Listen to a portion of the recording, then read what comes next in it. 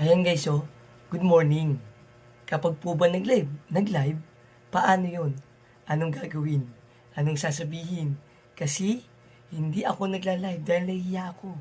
O mga kasama, dun tayo sa nahihiya. Kailangan mawala po yung hiya ninyo. Kailangan competitive kayo sa sarili ninyo. Okay? Paano po ba yung nag-live?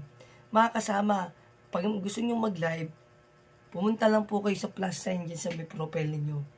Tapos, hanapin niyo po yung live. Di ba? Anong gagawin? Dun sa live ninyo guys, pwede kang kumanta, pwede kayong magkwentuhan, bardagulan, at lahat ng mga papasok sa may live nyo, i-shoutout ninyo, okay?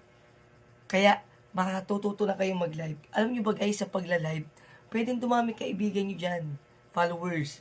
Yan ang ginagawa ko sa live ko. Nagpaparami ko ng followers. Grow host ako eh.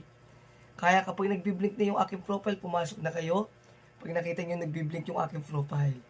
Dun sa akin live, mag-send na kayo ng heart me or attendance. Tapos, mag-tap-tap kayo ng screen, mag-share na live, mag-comment.